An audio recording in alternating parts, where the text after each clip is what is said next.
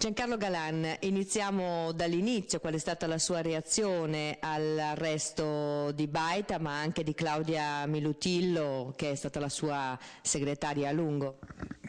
Dispiacere, così, ma anche stupore, devo dire. Dopo la speranza che riescano a dimostrare che tutto questo non è vero, insomma, io ammetto ho un ricordo positivo di Claudia Milutillo. E di Baita non posso che confermare quello che mi è già capitato di dire, che era un grande professionista.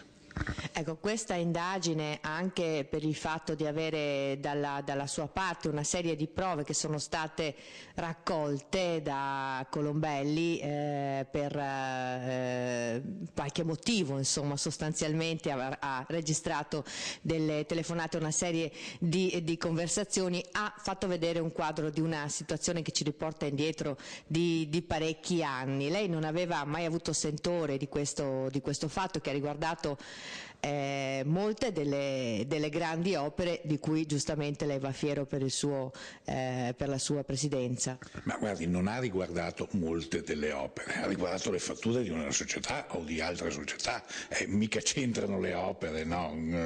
Cosa c'entra? Io no, ovviamente non ne sapevo nulla di questa attività, anche perché Claudia non lavora più con me da 7 anni.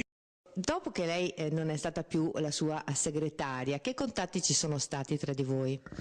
Ci saremmo visti 3-4 volte, forse anche di più in questi anni, contatti come si hanno con chi è vissuto praticamente con te e ha condiviso la tua vita per 5 anni, se non vado errato.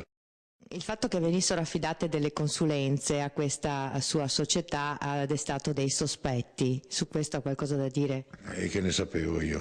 Come potevo sapere che una società privata no, private, sono tutte società private che io sappia, credo, ma comunque non ha importanza, privata o pubblica, affidava le consulenze, io mica potevo saperlo, non è mica una questione che passi per la presidenza della regione o per altre cose, mica lo so. Intercettazione proprio tra queste registrazioni di Colombelli in cui si fa riferimento a un Giancarlo. È lei? Non lo so, come posso saperlo? È lì su tutto, può anche essere, non capisco cosa abbia fatto. Lei l'ha vista questa conversazione? Che idea si è fatto di quello che si stava dicendo?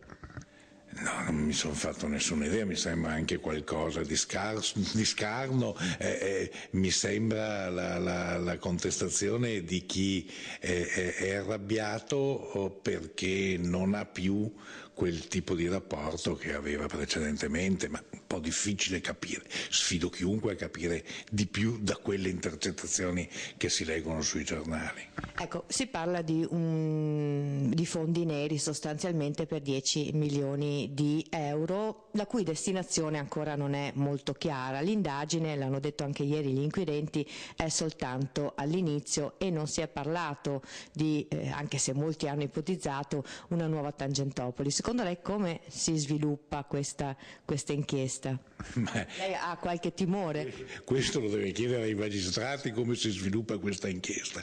Io, per quanto mi riguarda, non ho nessun timore, perché io non ho mai ricevuto una lira dalla Mantovani. Lei si sente tranquillo? Io sono tranquillo, io sono qui pronto, quando mi si chiederà qualcosa sono pronto. Sono solo avvilito perché sarà dal punto di vista mediatico una sofferenza. Quindi lei è disposto a parlare con un magistrato, in questo momento ritiene che sarebbe necessario? Ma ci mancherebbe altro, io sono sempre stato disponibile, mi hanno chiesto tante cose in tutti questi anni, non è raro che io sia andato da un magistrato che aveva bisogno di chiarimenti da parte mia, me lo trovo assolutamente normale. Invece sulla figura di questo imprenditore che tra l'altro già nel passato era stato appunto al centro delle indagini della Tangentopoli veneta, che cosa ci può raccontare? Lei lo conosce bene. Io vi posso raccontare che fra tutti i protagonisti della società, del mondo delle costruzioni, del mondo dell'edilizia, di quel mondo, era certamente, lo dico, non vorrei scontentare gli altri, il più bravo, il più informato, il più fantasioso, il più intelligente. Utili, mi ha insegnato molte cose perché era quello più preparato. Invece con Colombelli che rapporti aveva? No, questi meno. Io devo dire che era un tipo simpatico, gli ho chiesto un piacere nella vita, visto che lui era in mezzo nell'ambito dei motori, di procurarmi una motocicletta, me ne procurò una pessima, funziona, ma anzi non funziona neppure, e dopo quelle poche volte che ci siamo visti, devo dire che lui mi ha aiutato quando concludemmo il primo accordo della storia fra una regione e uno Stato estero. Lo Stato estero era San Marino, lui era, forse è ancora, console onorario di San Marino in Italia e mi diede una mano per il rapporto che aveva ottimo con i ministri del suo paese, credo di poter dire, visto che credo fosse residente a San Marino. Perché si dice che lui non fosse in realtà console, quindi lui lo era effettivamente.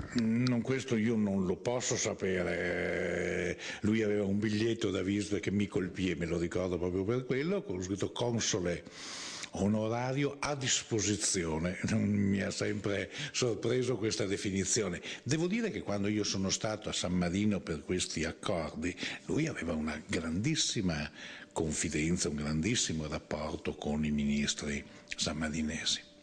Invece, come si sono rotti i rapporti con Claudio Milutillo? Perché dopo 4 anni comunque è bene cambiare, poi va bene, non lo dico a lei visto che me lo chiede, il motivo vero era, come i giornali scrivono, anche un'antipatia con mia moglie, ma un rapporto difficile con altri componenti della mia segreteria. Se tornasse indietro lo prenderebbe ancora come sua segretaria?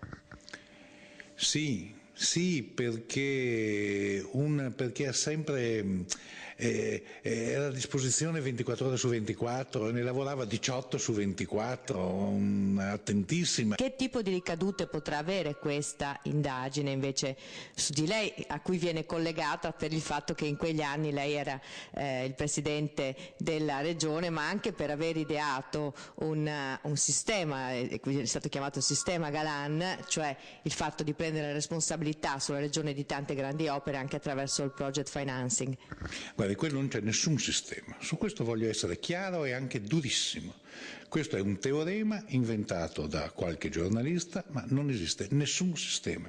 Esiste un governo durato 15 anni di una regione nella quale c'è sempre stata la massima libertà di intraprendere, c'erano quelli più bravi e quelli meno bravi, ci sono gare che sono state fatte e anche il project financing è una gara in cui viene aperto, se vuole si possa spiegare il meccanismo, ma questa incriminazione del project financing è una falsità.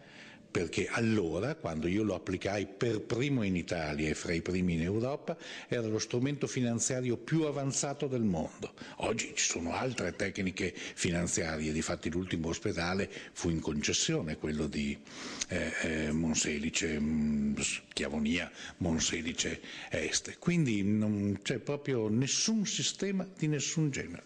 Ci sono tanti concorrenti che si odiano fra di loro o che si trovano d'accordo, che fanno le cordate, partecipano alle gare e quindi il sistema se lo inventano e lo raccontino a qualcuno.